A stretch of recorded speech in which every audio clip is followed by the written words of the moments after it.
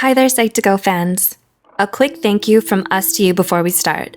We want to let you know how much we appreciate your continued support and thirst for knowledge. So, let's continue our brave march to learning about psychology. Fear. You've felt fear. It's a dark night and you're watching a horror movie. You scream or jump a little when a scary scene comes up. Or you're plunging down the big drop on a roller coaster and your palms are sweating while you yell from the thrill. We're not talking about that kind of fear. Sometimes, fears become excessive and irrational to the point where we can't function normally. The intense worry and avoidance caused by these fears can interrupt day-to-day living, causing panic when that fear is encountered. That's when the fear becomes a phobia. Phobias are classified into 3 types: social phobia, agoraphobia, and specific phobias. Specific phobias are further grouped into 5 major categories: environment, situational, animal, blood, injection, injury, and others. A 2017 study found that over 10% of adults in the United States alone struggle with phobias. This makes phobias the most common psychiatric illness among women and second most common among men. Curious if you have a particular phobia? Let's look at the 7 most common phobias. 1. Arachnophobia, the 8-legged nightmare.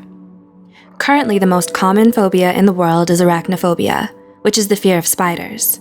This phobia affects 3.5 to 6.1% of the global population, meaning around 300 to 400 million people are affected each year. Women are twice as likely to have arachnophobia when compared to men. However, 55% of people may harbor some fear of spiders, just not a full phobia. Researchers Oman and Maneka believe that arachnophobia may be rooted in our evolution. Allegedly, our ancestors found their appearance frightening and viewed them as a threat of food and water contamination. 2. Ophidiophobia. Do you hear hissing? Because I hear hissing. Have you seen something out of the corner of your eye that's long and sinuous and froze in fear? Maybe you can't catch your breath and your heart hammers in your chest when a friend shows you their Snake of the World book. If so, you just might have ophidiophobia, the fear of snakes. Ophidiophobia is the second most widespread kind of specific phobia, with around 1/3 of adult humans reporting to be suffering from it globally. Similar to its siblings, arachnophobia, the fear of snakes is believed to be rooted in the primitive drive to survive, as snakes are typically perceived as a vicious and dangerous creature. Additionally, personal experiences and cultural influences may also play a part, as studies have shown that in places where snakes are less common, more cases of ophidiophobia were reported. It's no wonder snakes often take a starring role in various movie scare scenes and fear-facing reality shows. 3. Acrophobia. Glass elevator? No thanks, I'll stay on the first floor. Affecting more than 6% of people globally, the fear of heights is another common phobia many of us have. This phobia's official name is acrophobia. No, we're not prejudiced against acrobats or other high-flying performance professionals. Intuitively, it makes plenty of sense why we'd learn to be afraid of heights. The research alleges that this phobia may be the result of an evolutionary adaptation, like many things. This adaptation developed to help keep us from falling to our deaths. A little of this can be helpful to prevent us from taking unnecessary risks. However, if it gets out of hand and escalates, it could lead to extreme daily difficulties. You might have a severe aversion to common structures such as bridges, towers, steep staircases, and other perceived high places for fear of triggering a panic attack. So, take a deep breath, grab a buddy, take it one small step at a time, and let's look at the next phobia. 4. Aerophobia. AKA, so how long will it take to get from California to Tokyo? By car? Aerophobia refers to the fear of flying, and it affects around 10 to 40% of American adults. Are you thinking right now, sure, humans don't fly naturally, so fear of flying is understandable? Well, while that's true, aerophobia is actually logically irrational, given that airplane accidents are so rare. Statistics report that traveling by plane is actually much safer than traveling by car. Nonetheless, people with aerophobia avoid flights as much as they can, which can be problematic for work requirements or long-distance relationships. 5. Cynophobia. Did you say puppies? I think you pronounced demon hound wrong.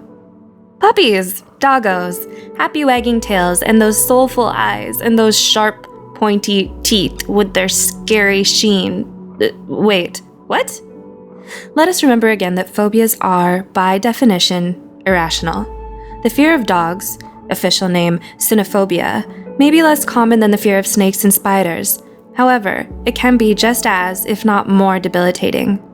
Just consider how many pets and stray dogs are present in any given neighborhood. That kind of prevalence makes it virtually impossible to avoid them completely. Unfortunately, this means cynophobics experience intense and frequent dread, anxiety, and even panic.